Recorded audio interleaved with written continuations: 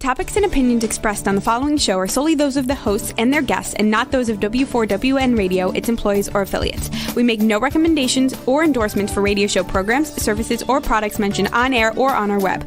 No liability, explicit or implied, shall be extended to W4WN Radio, its employees, or affiliates. Any questions or comments should be directed to those show hosts. Thank you for choosing W4WN Radio. This is Beyond Confidence with your host, Divya Parekh. Do you want to live a more fulfilling life?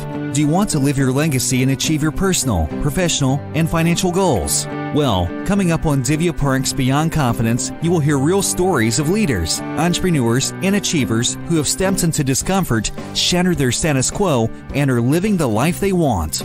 You will learn how relationships are the key to achieving your aspirations and financial goals. Moving your career or business forward does not have to happen at the expense of your personal or family life, or vice versa. Learn more at www.divyaparekh.com, and you can connect with Divya at contact@divyaparekh.com. This is Beyond Confidence, and now here's your host, Divya Parekh. Good evening, listeners, and I just want to start our show differently today. One of our guests, Lee, has experienced a heartbreaking loss of his wife. So if you can take a minute and share a prayer so that they experience healing and strength during these tough times, I'll greatly appreciate it.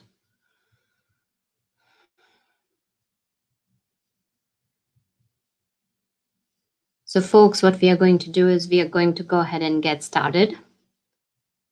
And our today's guest is Vincent James. Welcome, Vincent. Hi, Divya. Thank you for having me on. And how are you? You know, very sad for our guest's severe loss. And as you mentioned, life is short. And that brings us to the point that it's so important to have gratitude in our lives. So very important about having that gratitude and bringing life back to life. Yes, appreciating the present is never more important. I mean, so many of us learned that this past year. You know, we lost so many, with the pandemic, and just an everyday normal course of events. People, we lose through accidents, illness, and learning to live in the present and really appreciating what we have in the present is so very important, and will really lead us to, be happier. And not have any regrets. We never know what tomorrow brings. So don't worry about tomorrow, and certainly don't worry about what happened yesterday, because that's gone. Just focus on the here and now and the present. Mm-hmm. Absolutely. And one thing to keep in mind is that, take a moment to share with your loved ones that you love them, because we take so many people in our lives for granted. We take these beautiful moments. You could be walking down the street and just looking at beautiful leaves and still be thinking of something else. So it's very important to cherish that life, the gift of life that we have been given. So Vincent, I'd like to invite you to share a bit about yourself. So several years ago, I'll go back just a little bit further. I'm a lifetime playing music, playing mostly piano, writing songs, various different activities in the music world, mostly as a nighttime, part-time hobby, passion. And then several years ago, I was listening to a teleseminar about how everyone has a book inside them that they need to write. And, I've heard that saying before, but, I honestly never thought I would be drawn to write a book about anything. I just didn't consider myself an expert in anything. But I was drawn to listen to that call. And while I was on that call, I had the inspiration for, what about a book of inspirational stories of how music changed people's lives?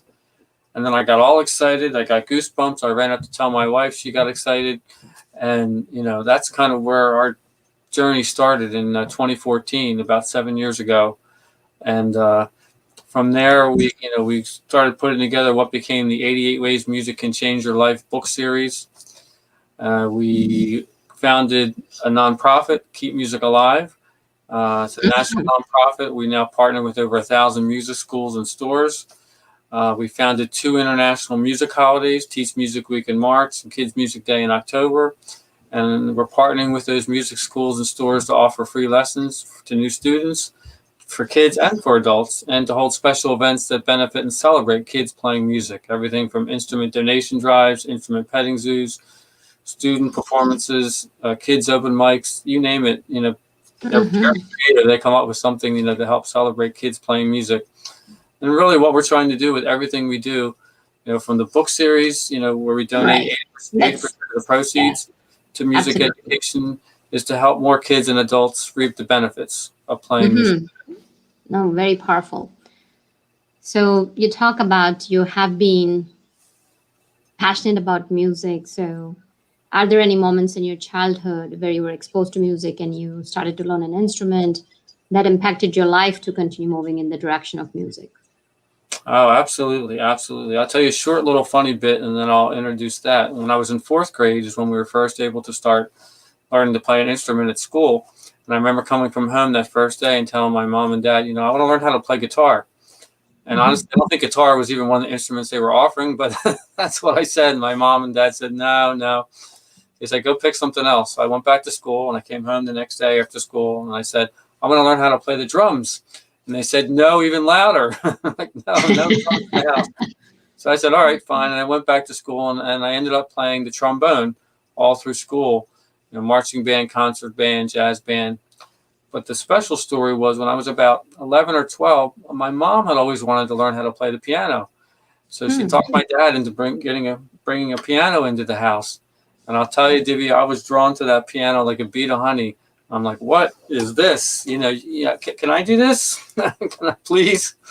And that's when, my love of the piano started. I started taking classical lessons for a number of years.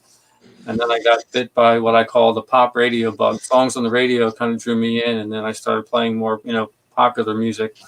But yeah, that was kind of a very special time that drew me hook, line, and sinker into wanting to play music. And that's so powerful because the way I see it is that music has no language. Music is universal. Anyone plays, you may not know a language and yet somebody is playing that music. You can still enjoy that. It transcends the borders. It transcends human differences. So definitely I'm all for music and love music, although I don't know how to play anything. I've tried my hand at a couple of things and gotta tell you, I don't have any musical ear. So I do appreciate music though. So as you continued your journey, where did the life's direction take you? Well, it's funny, when I got to senior year in high school, my direction was, in my mind, I want to go to college for music. Of course, my parents had a different idea. They see, they think that the poor musician, starving artist, maybe you should try something a little more practical. So they twisted my arm a little bit and I ended up going to school for engineering, which I don't regret, but it was kind of a bit of disappointment at the time. And I've had a wonderful career as an engineer over the last 30 years. But something was always nagging me deep inside, feeling like, I really want to be doing something music related, more than I'm able to do, in the evenings and the weekends. And it wasn't really until I had the inspiration for the book series and then the music holidays that I started to see a path where I could, contribute. It's not just about me and my music, but it's about contributing to the world of children and education and getting more of them have the opportunity to play music. So you talked about you've been an engineer. What kind of an engineer and what work did you do? And did that bring any satisfaction to you? I've done mostly programming, software engineering over the years for, an aerospace company and a few other different companies. I worked at QVC for a little while doing, helping out with the website. I was pretty good at it, but I wouldn't say it really ever brought me joy. I mean, I enjoyed with the people that I work with, but the type of work that I'm doing, it doesn't bring me joy. I mean, I compare this, engineering, programming, and music. It's not really much of a comparison to my heart. So there are a lot of kids who go through what you went through. Parents have a different idea for what they want for children. And unfortunately, there is this economic grind, there is this societal norm that we gotta achieve so and so. That, okay, you gotta get a good degree, you gotta get a good job, you should have a certain status in life, you should have a house. Or I'm not saying everybody needs to have a house, but there's a expected standards of life. So let's say if you're even talking to your younger self now, what would you tell your younger self? You're right there, you're just finishing maybe your 11th grade and you are getting ready to apply to different colleges, and here your heart is set on music and your life trajectory is about to change. What would you tell them? Because at that age, they are still learning life. Yes, yes. And it's funny, that it would be a hard thing for me to say at this point because, I look at the life I have now and what I've been able to do, my wife, my family, my kids. My life would have been totally different if I had gone that path. So that's why I say I don't regret the path that I went, because I have the beautiful life that I've created, and I'm right where I was meant to be right now. That's just kind of the way it is.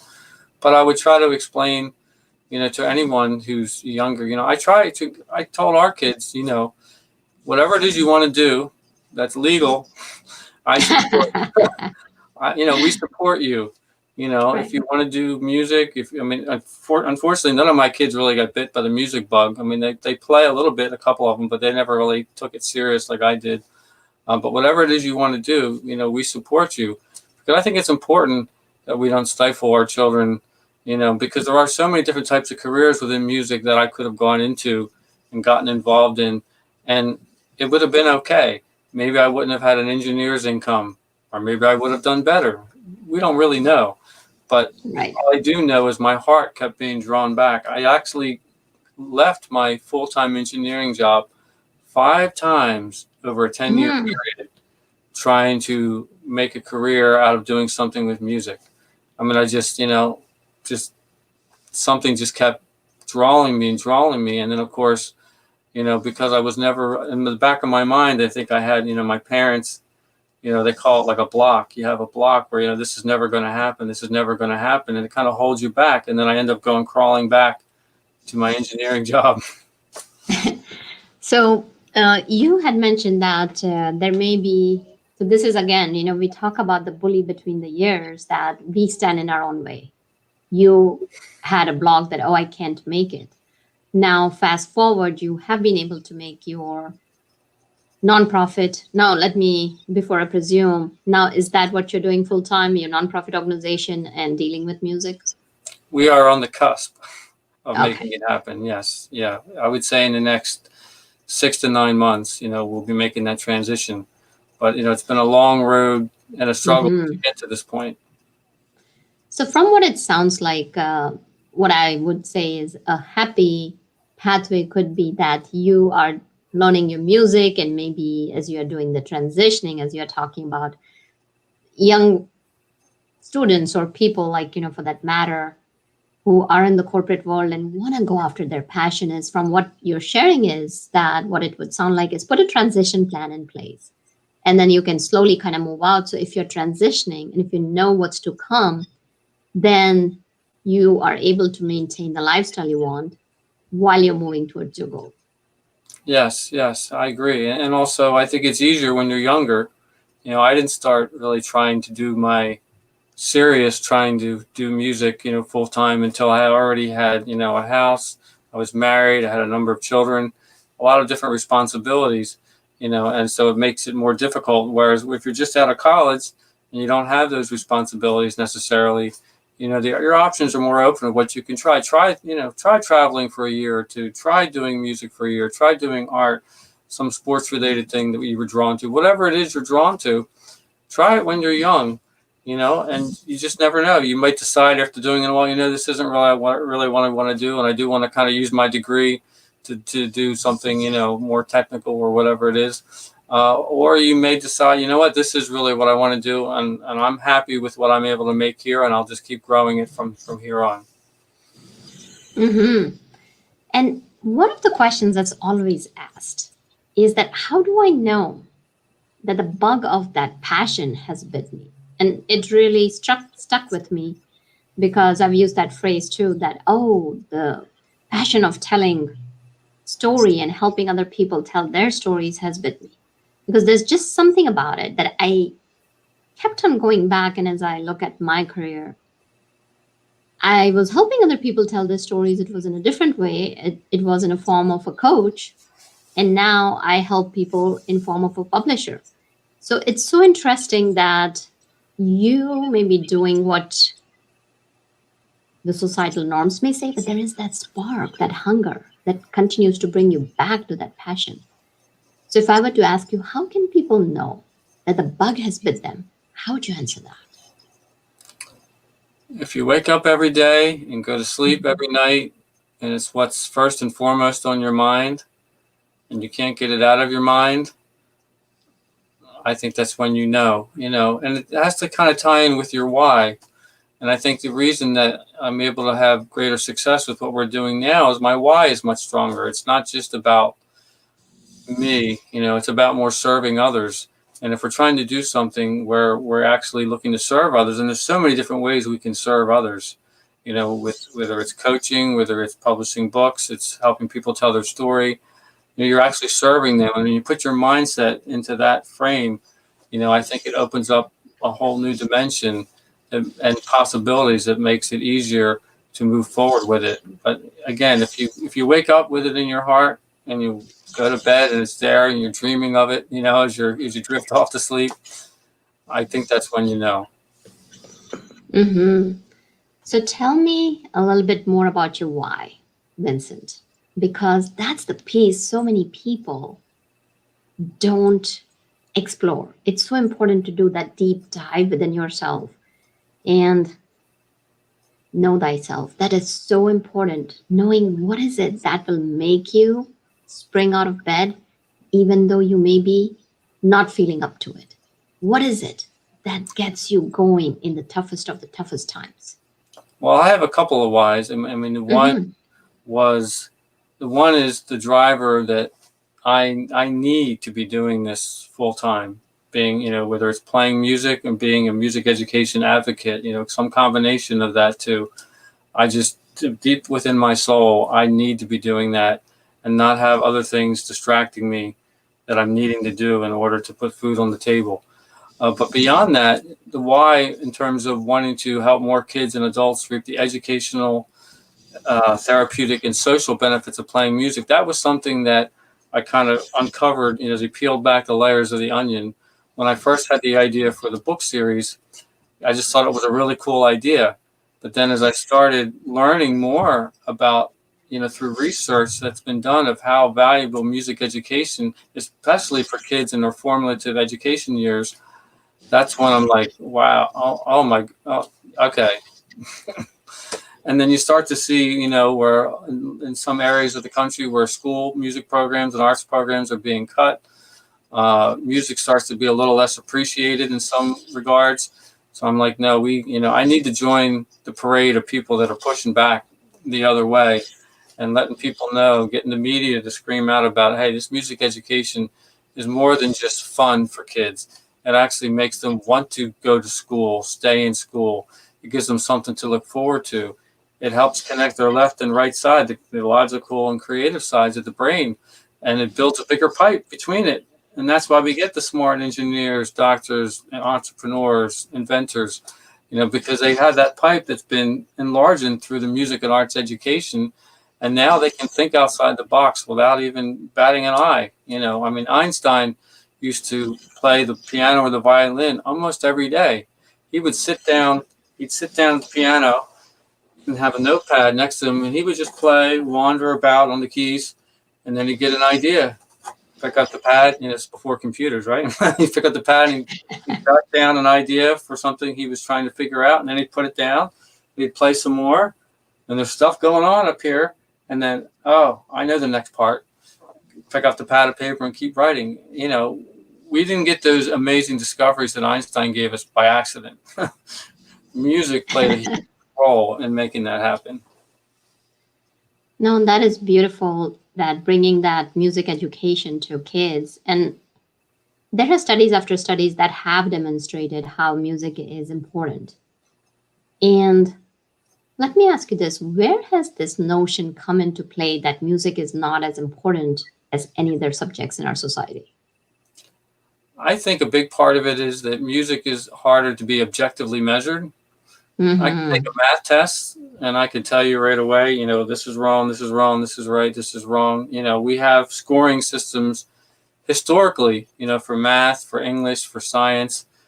It's just more, I say, easier to score and to grade.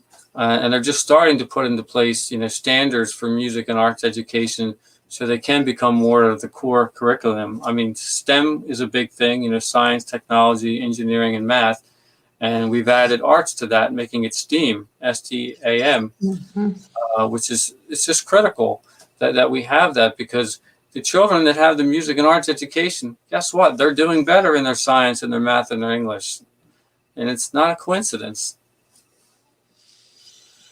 No, definitely some great points there. So when you talk about you have worked with several kids, you are making an effort to bring that musical education to kids. Have you followed any kids personally?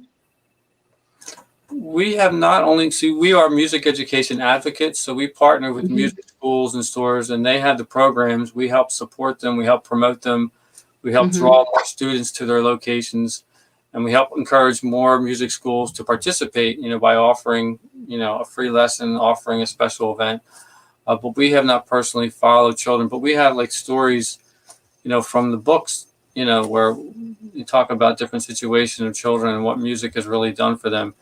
Some of the most special ones are stories about children that might be on the spectrum for autism, and just Hmm. music helps to often bring them out of their shell, makes them more communicative with their family members. I mean, you have a child that barely speaks to their family and not to anybody like in school, but you put a keyboard in front of them and a drum in front of them, and you start to let them express themselves and work with a teacher one-on-one on a regular basis. And, a month, 2 months later, you see a whole new child. You see them start to blossom as they're, realizing they're able to express themselves in a different way besides just being asked to talk. And that starts to bring the talking out and communicating and enjoying life. And it's just, I don't know, it's magical. Music is like this magic key that unlocks so many things. Yeah, no, I mean, if you're up for it, I would love to hear, and I'm sure our audience would be interested too, in a couple of stories that you can share about the kids where music has transformed their lives. Sure, sure. There's one that comes to mind. I have a couple. Actually, it was about a famous drummer who was giving a drum clinic up on stage in a crowded auditorium. And this is Simon Kirk from the Bad Company. And Mhm. he's giving, demonstrating different drums.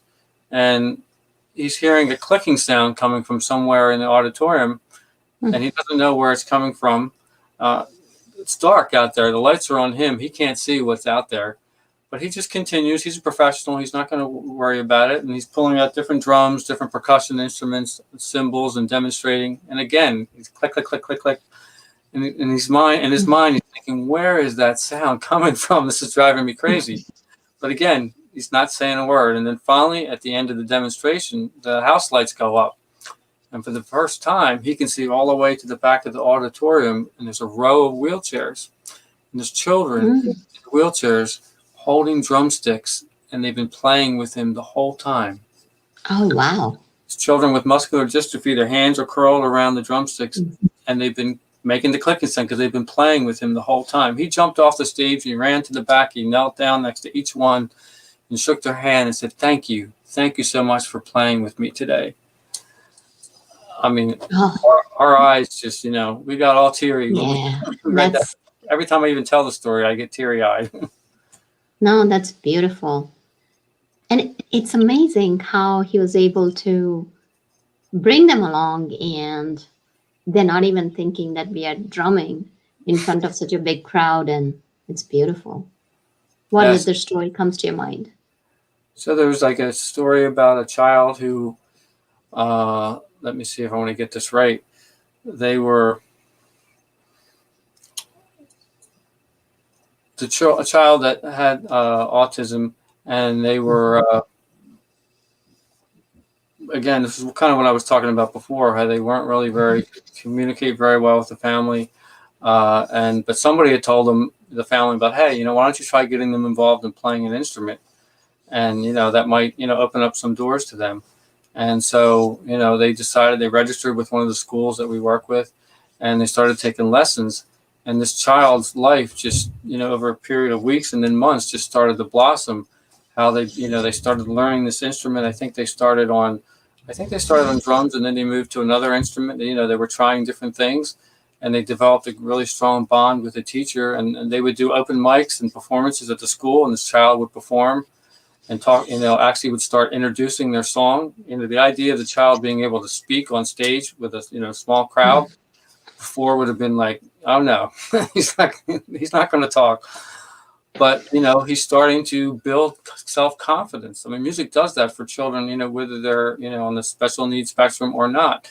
When you play music, you start to build confidence. When you accomplish that one piece, when you first start playing, you're like, this sounds like terrible, right? But as you start to practice with self-discipline and perseverance, it starts to sound better. And after a while, it starts to sound good. And then the little thing clicks, hey, I can do this.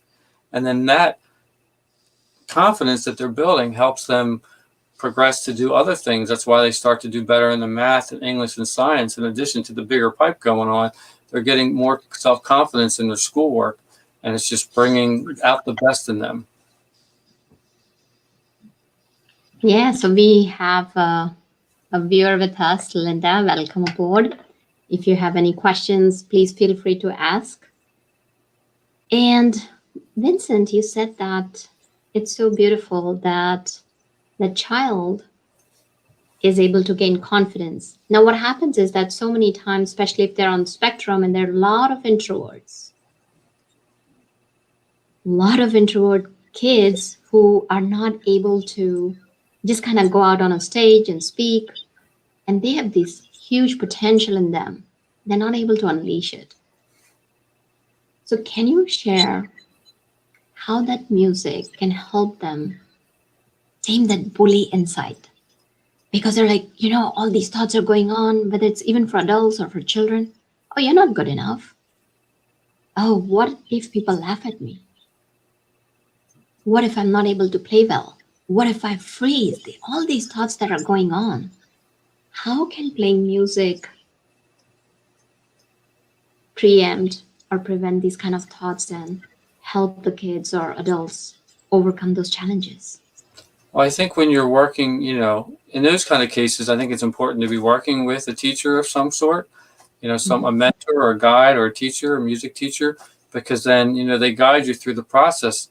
And as I was mentioning, you get better if you learn that if you put the time in, if you spend 30 minutes a day practicing your instrument, you will start to see the gradual improvement, and you'll start to have certain leaps. You're going like this, and then all of a sudden you're up here.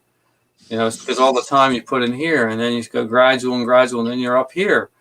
And what happens is that improvement, the gradual improvement, and those little leaps, I think in our brain, it just triggers something. It's like, wow, I just did that. I played that whole piece and I didn't mess up.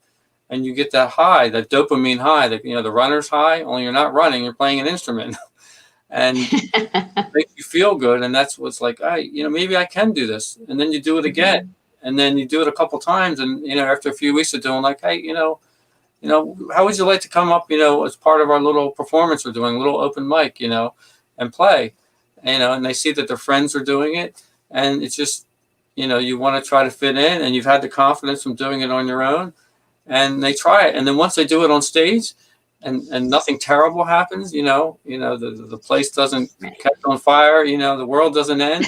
Like, hey, I did it. It's we learn as adults from our mentors, feel the fear and do it anyway.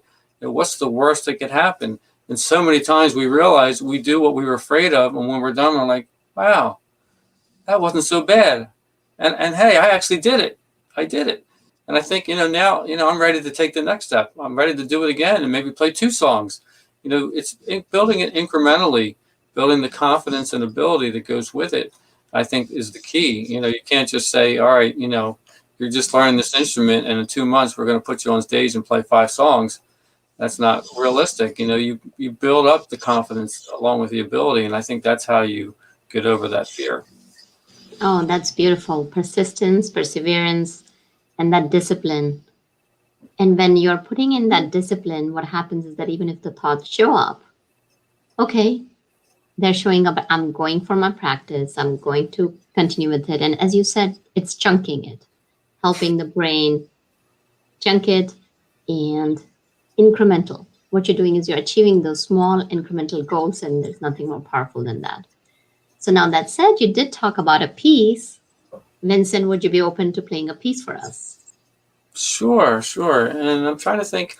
If it's okay, I'm gonna play an original song called Absolutely, go for it. It's called "Now's the Time," and it talks about how it's important to find a way to rise above our struggles, and sometimes you just need to draw a line in the sand and say, okay, now is the time. We're going to move past this, and we're going to strive forward with whatever it is we're trying to do, whether you're a child or adult. And I think you like beautiful. And just as a quick note, do you think we'll be able to kind of finish it off within 10 minutes or so? It's a 30-minute opus. No, it's a couple minutes. Okay, go for it.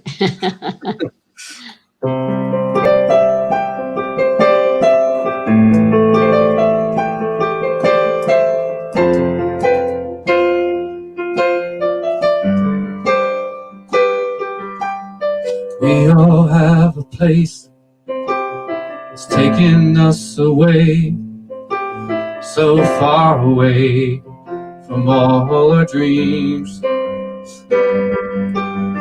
Just can't seem to find the path to rise above. We're drowning in all our fears. Days go by, we know now is the time to turn the way, light the way before us. You've got the power deep inside to rise above it all. It's not too late. There's a path to peace deep within us all. Close your eyes and feel the change. The sun is rising up within our heart and soul. Forgiving all and letting go. Days go by, we know now is the time to break the chain, light the way before us. You've got the power deep inside to rise above it all, 'cause now is the time.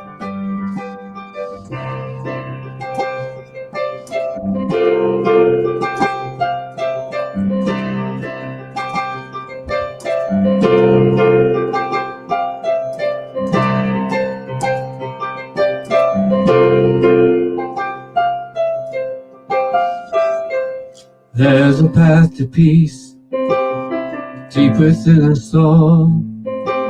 Just close your eyes and feel the change.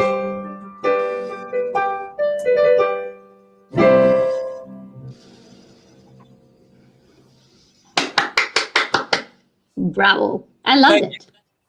Thank you amazing. I like it. Now is the time. There's a path to peace. Thank you, Vincent, for playing it and sharing it with our audience. And you're so right. Now is the time to rise. Now is the time for us to all come together. Now is the time to help each other out, especially in these times of uncertainty and loss and pain. And we as human beings have got so much there that we can rise. So thank you. Oh, that was welcome. Amazing. Thank you for really allowing me appreciate to share. it.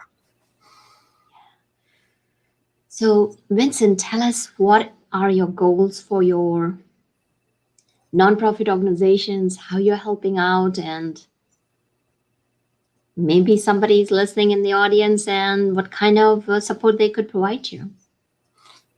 Thank you. So our goal is to each year we increase the number of music schools and stores that we're able to partner with. I mean, our goal, if I look long-term vision, right now we're partnering with 1,000 music schools and stores, and we maybe impact about 5,000 children per year. And honestly, which is great, but obviously, there's so many more children. So we're trying to, 10x that, realistically connect with 5,000 music schools and stores around the world every year for Teach Music Week and Kids Music Day, and then impact at least 50,000 children per year as part of our programs.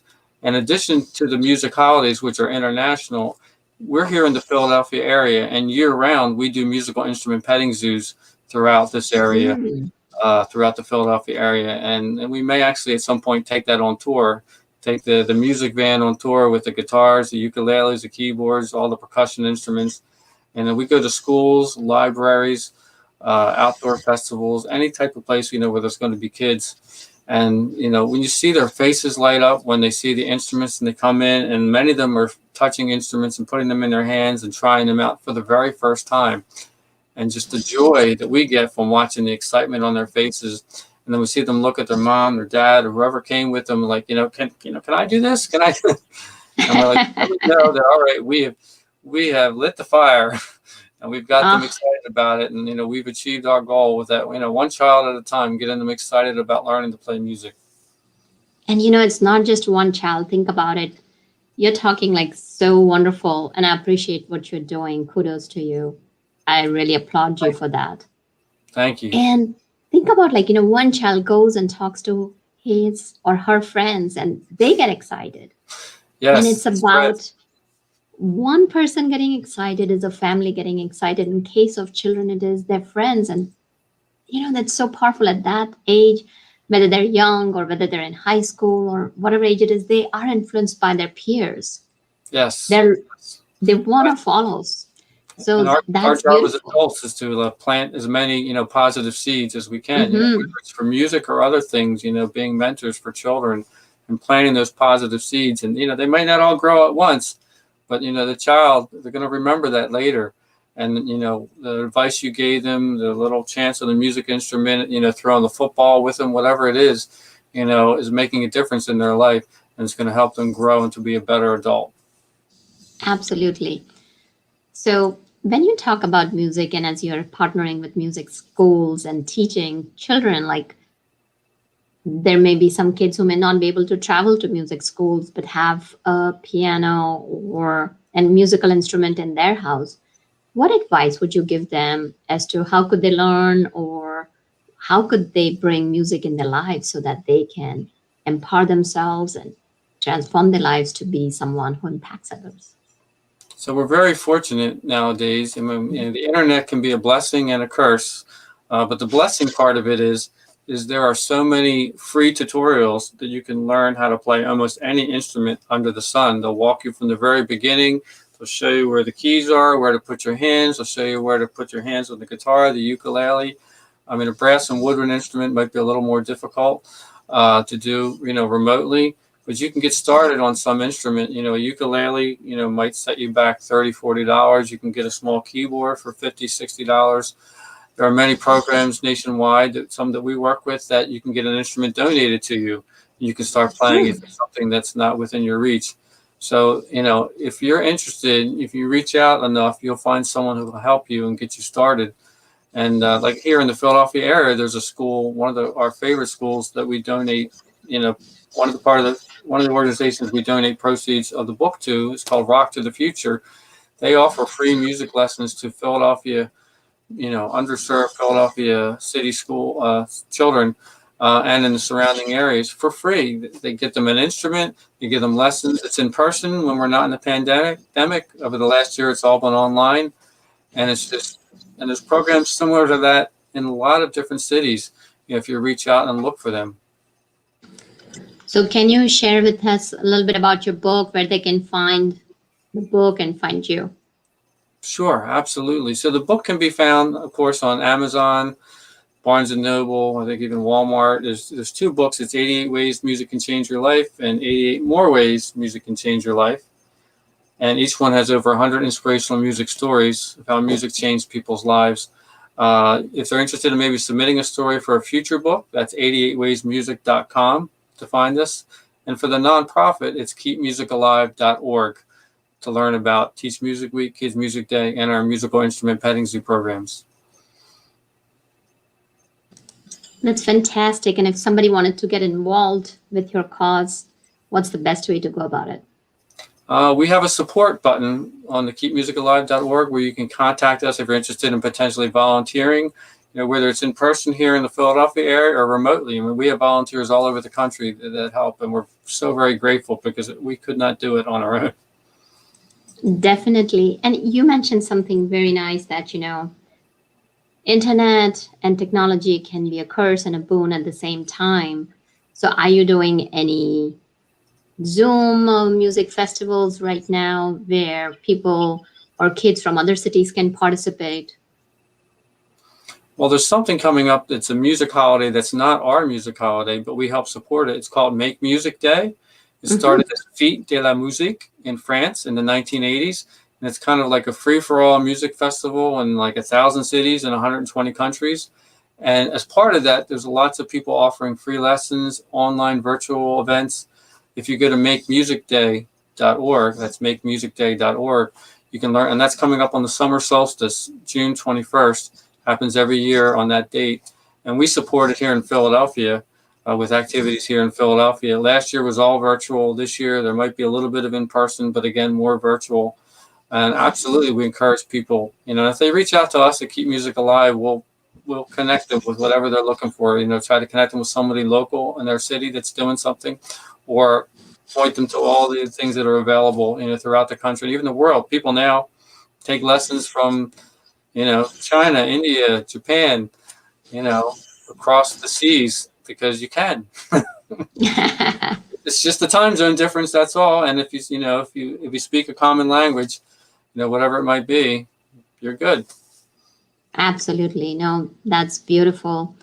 Thank you for what you're doing, folks. And we usually do bring up that point, and I do want to bring it up, that every month I call upon you to donate 1 hour of your time, whether it's in Smile, whether it is just doing something for someone, even if it is for your own loved one.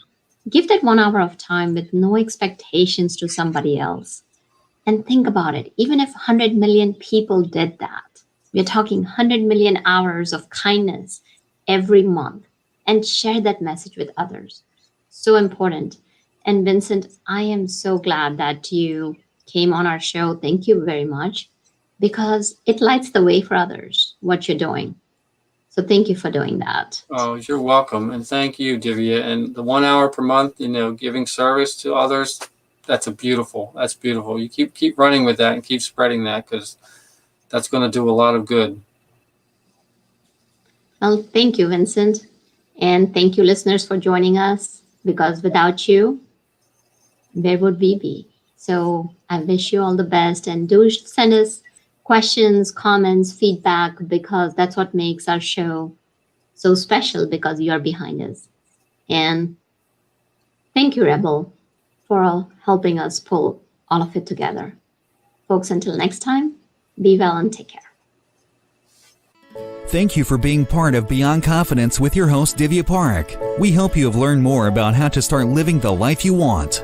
Each week on Beyond Confidence, you hear stories of real people who have experienced growth by overcoming their fears and building meaningful relationships. During Beyond Confidence, Divya Parekh shares what happened to her when she stepped out of her comfort zone to work directly with people across the globe. She not only coaches people how to form heart connections, but also transform relationships to mutually beneficial partnerships as they strive to live the life they want. If you are ready to live the life you want and leverage your strengths, learn more at www.divyaparekh.com. And you can connect with Divya at contact@divyaparekh.com. We look forward to you joining us next week, Monday, 8 p.m. Eastern Time.